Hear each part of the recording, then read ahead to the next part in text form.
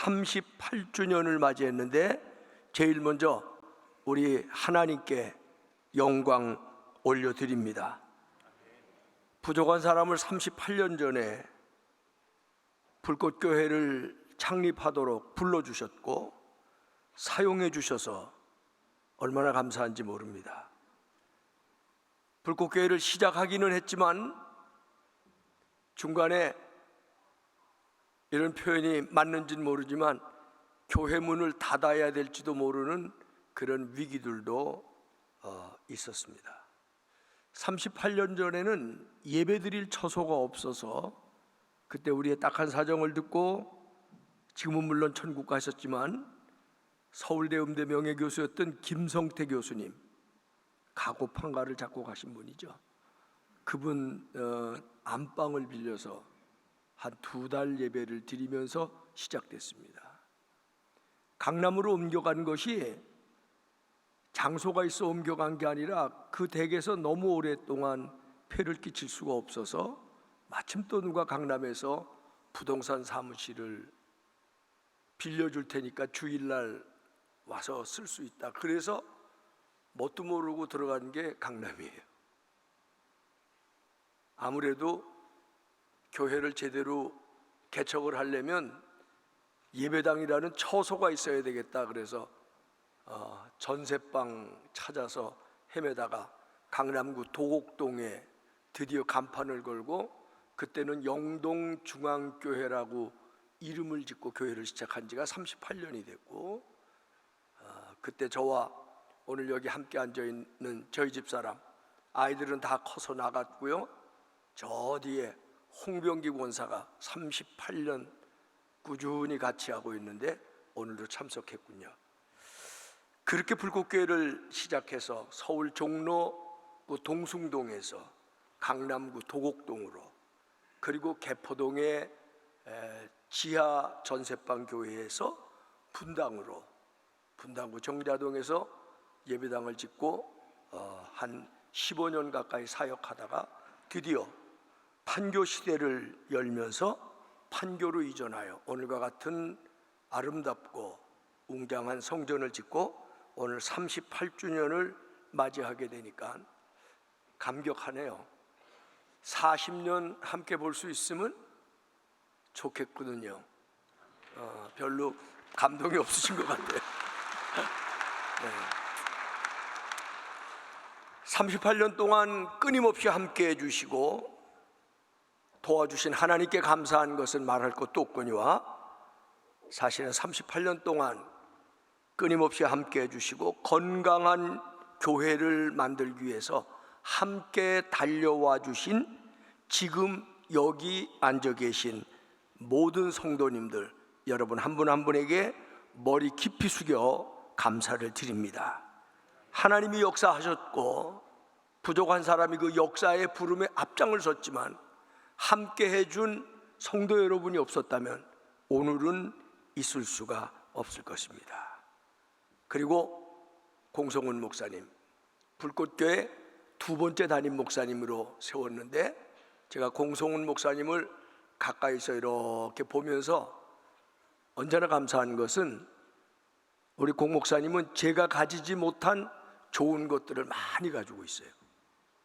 성품도 그렇고 자질도 그렇고 겸손함도 그렇고 대인관계도 그렇고 아멘 하실 때까지 계속 할까요? 너무 감사합니다. 함께 사역하시는 우리 부목사님들, 전도사님들 그리고 장로님들이 갈수록 끌끌해집니다. 끌끌하다는 말이 무슨 말인지 아시나 모르겠네요. 옛날 사람인가 봐요. 제가 우리 장로님들 다 젊어서 우리 교회 시작했을 때는 집사감도 안 됐는데 권사되기도 너무 부족한데 그랬는데 아주 끌끌한 장로로서 교회를 잘 받들고 나가는 걸 볼 때 마음이 늘 편안하고 감사합니다. 그리고 많은 권사님들, 집사님들, 평신도 여러분, 오늘 3살 대표도 나와서 촛불을 껐는데 3살 배기 아니 뱃속에 있는 아이들에게까지 여러분이 주인공입니다. 여러분이 하셨습니다. 그래서 여러분은 축하받을 만합니다. 여러분 복받을 사람들입니다. 주의 이름으로 축복합니다. 오늘 창립 38주년을 맞이해서 마침 제 설교 차례도 됐는데 38주년 설교를 하래요. 무엇을 할까 많이 궁리하고 기도하는데 갑자기 생명이라는 것이 제 가슴 속에 스파크가 일어납니다. 영상을 먼저 함께 짧은 영상 보시고 말씀 나누면 좋겠습니다.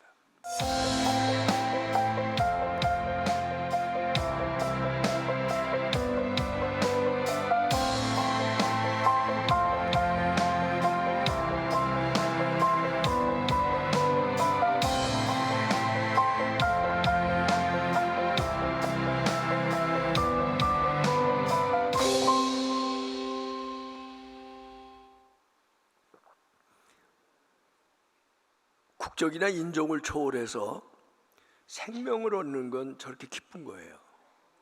누군지 모르는 분의 영상을 우리가 땄어요. 어린아이들이 뱃속에서 태어나서 자라는 모습만 봐도 미소가 나와요. 생명의 신비고 생명의 기쁨이고 생명의 가치입니다. 생명은 소중한 것입니다. 교회는 생명의 DNA를 가진 곳입니다. DNA는 유전자거든요.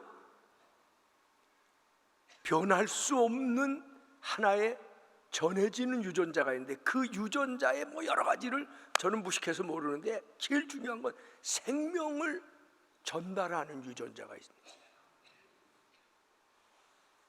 예수님 말씀에 사람이 천하를 얻고도 자기 생명을 잃으면 무슨 소용이 있냐는 말씀이 있습니다. 마태복음 16장 26절 사람이 만일 온 천하를 얻고도 제 목숨을 잃으면 무엇이 유익하리요? 사람이 무엇을 주고 제 목숨을 바꾸겠느냐? 근데 왜 우리 시대는 안 나오려고 하나요? 나아야 합니다. 아멘 좀 하세요. 나아야 해요. 우리나라가 번성하려면 나아야 되는데 국가정책에만 탓하고 기대하지 마시고요. 여기 할머니 어머니들 딸들에게 나아야 된다는 거 이제라도 좀 가르치고 강조하고요. 젊은 엄마들 하나 둘 낳죠? 아이들에게 나아야 되는 것을 자꾸 가르쳐야 됩니다. 생육하고 번성하는 것이 우리 가정의 축복이고 우리 가정의 열매고 우리 민족의 미래라고 하는 것, 이걸 꼭 기억하셔서 이런 분위기가 사회적으로 한번 일어나야 돼요. 낳는 것이 기쁨이다. 낳는 것이 축복이다. 생명처럼 귀한 게 어디 있습니까? 옛말에 이 땅에 와서 호랑이는 가죽을 남기고 사람은 이름을 남긴다는데 이름 석자 남겨야 얼마나 갑니까? 정말 남는 게 뭔지 아세요? 자식밖에 없는 거예요. 예수님 이 땅에 왜 오셨는 줄 아십니까? 오늘 요한복음 10장 10절 이건 다 외워두는 게 좋아요. 요한복음 10장 10절 잊어버리기도 어렵잖아요. 10장 10절 도적이 들어오는 것은 빼앗아가고 훔쳐가려고 오지만 예수님은 왜 이 땅에 오셨느냐? 생명을 얻게 하고 더욱 풍성히 얻게 하려고 나는 이 땅에 왔다고 말씀하셨어요. 아멘. 아멘. 왜 예수 믿어야 되느냐? 생명 주시려고 오신 예수님을 우리는 믿기 때문에 예수 그리스도를 믿으면 생명을 얻게 되기 때문에요. 이미 육의 생명은 부모로부터 얻었죠. 그러나 육의 생명도요 얼마나 아름다운 생명으로 자라가고 있느냐, 얼마나 보람있고 가치 있는 생명이 되느냐, 중요한 문제입니다. 진정한 생명, 생명의 기쁨이 있고 생명의 환희가 있고 생명의 보람이 있는 그런 생명을 예수님은 우리에게 주시기 위해서 오셨다는 사실을 믿으시면 아멘 하시기를 바랍니다. 여기에 더하여 영원한 생명까지 예수님 우리에게 주신다고 약속하셨다는 사실을 믿으시기를 바랍니다. 영원한 생명을 우리에게 주기 위하여 이 땅에 오신 예수님, 그 예수님이 이 땅을 떠나시면서 교회를 만들어 놓고 가셨어요. 그러면서 내가 교회를 이 믿음의 반석 위에 세우리니 그렇게 말씀하시면서 예수님이 교회의 머리가 되겠다고 말씀하셨어요.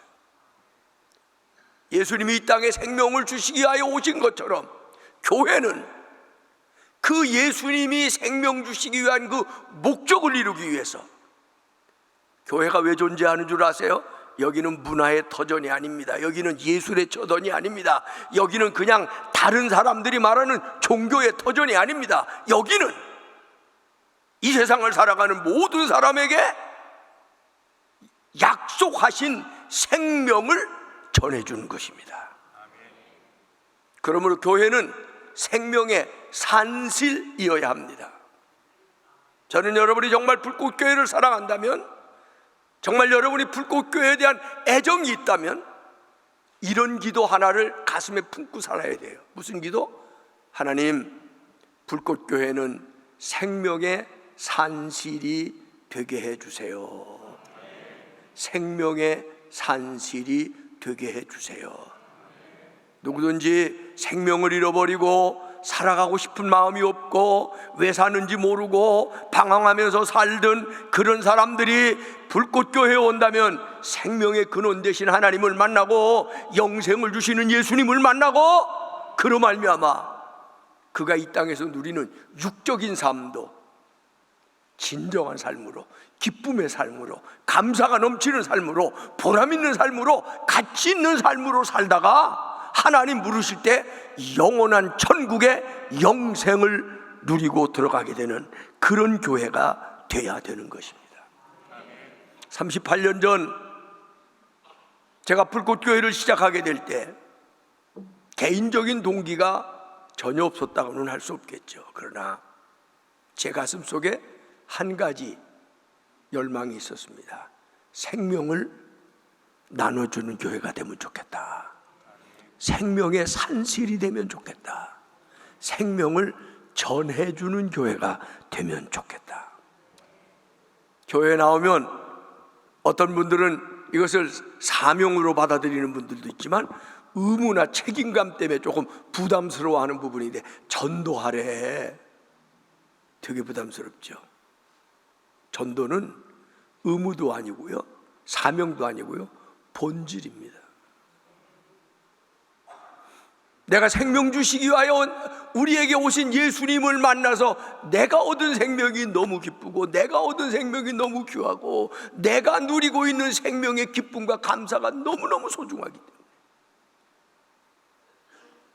가까운 사람에게 말하는 거예요.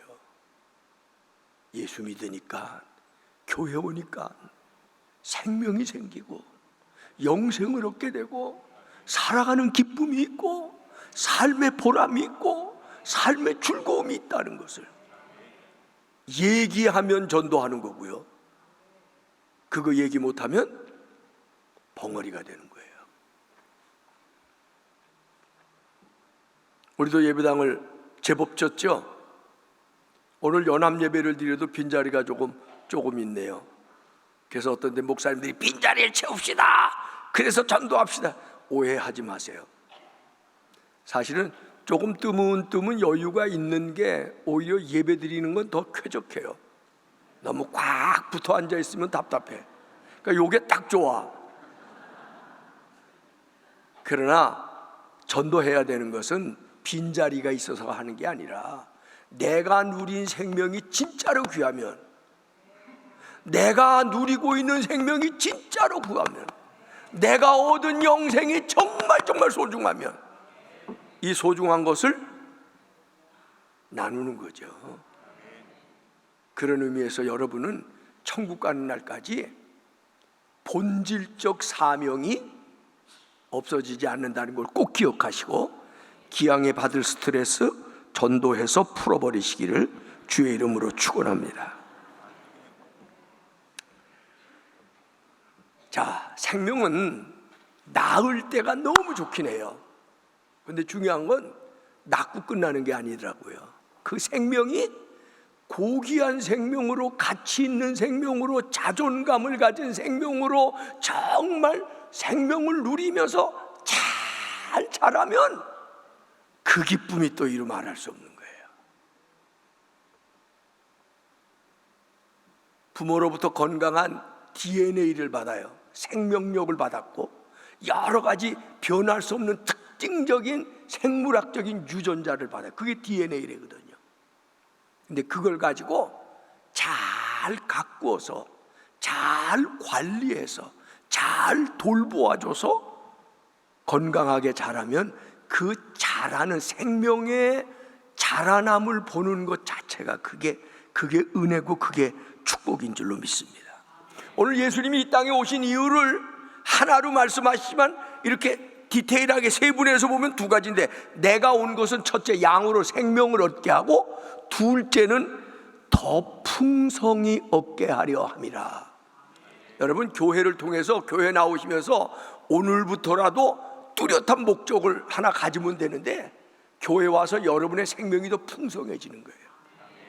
한번 다 같이 해봅시다. 하나님, 제 생명이 날마다 더 풍성해지기를 원합니다. 어린아이들의 생명, 갓 태어난 생명이 물론 소중하지만 그 소중한 생명이 가정이라는 울타리에서 부모의 사랑을 받고 이쁘게, 자존감 있게, 가치 있게, 건강하게, 아름답게 자라는 것, 이게 얼마나 중요한 건지 몰라요. 그래서 때로는 온전한 가정, 사랑이 넘치는 가정이 정말 필요한 겁니다. 교회는 하나님 안에서 태어난 영적 생명이 하나님이 주시는 은혜의 은총의 단비를 늘 먹어가면서 잘 자라도록 못자리를 제공해 주는 것이 교회라고 하는 사실을 믿으시기를 바랍니다. 아멘. 그래서 때로는 여러분 교회 나오셔서 이런 질문을 시간이 지나면서 한 번씩 해봐야 돼요. 내가 교회 와서 얼마나 생명력이 자라났느냐. 이걸 조금 더 구체적으로 얘기하면 내가 교회 와서 얼마나 더 하나님 앞에 성숙한 사람이 됐느냐, 얼마나 더 믿음으로 늘 새로워진 사람이 됐느냐. 제가 요즘 많이 나가서 설교하는 교회에 교인들이 많잖아요. 그 교회는 한 30-40명 되니까 제가 숙제를 줬어요. 감사의 조건을 많이 써내는 사람은 제가 상금을 주기로 했습니다. 이분들이 상금에 눈이 어두웠는지 한 30여 명이 다 썼어. 누구를 고를지 모르겠는데 한 분이 이런 감사 조건을 썼더라고요. 교회 다니면서 제가 감독님 설교를 늘 들으면서 제게 한 가지 변화가 일어났는데요, 그게 뭐냐면 첫째는 사람들이 이상하게 요즘 자기를 좋아하기 시작했대요. 근데 그게 자기가 너무 감사하대. 직장에서, 이분이 세무소에 다니는 분인데 직장에서 직장 동료들이 자기를 좋아하기 시작했대. 두 번째 감사 조건이 뭔지 아세요? 이렇게 변화되어가는 나의 모습을 보면서 나는 하나님 앞에 너무너무 감사해요.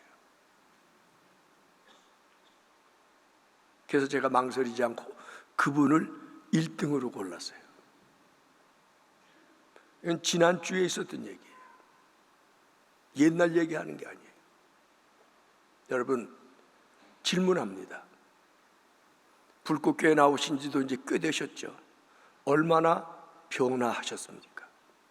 얼마나 성장하셨습니까? 얼마나 성숙하셨습니까? 여러분 때문에 하나님이 기뻐하시고 계십니까?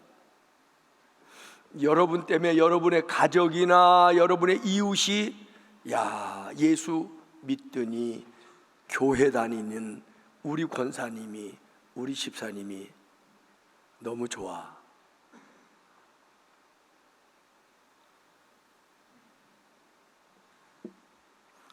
교회는 그냥 왔다 갔다 하면 안 됩니다. 생명을 얻고 자라나야 돼요. 자라나야 돼요.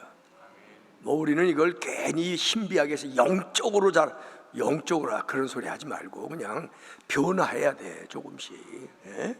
덜 웃던 사람이 좀 많이 웃는 사람으로 바꾸든지, 기쁨을 날 표현하든지, 감사가 너무 넘치든지, 사람에게 불친절하던 사람이 사람을 배려하고 사람을 친절하게 하고 사랑하는 그런 모습으로 변하든지, 예수 믿고 좀 자라나야 돼요. 한번 따라 합시다. 주님, 오늘부터라도 자라게 해주세요. 변하게 해주세요. 달라지게 해주세요.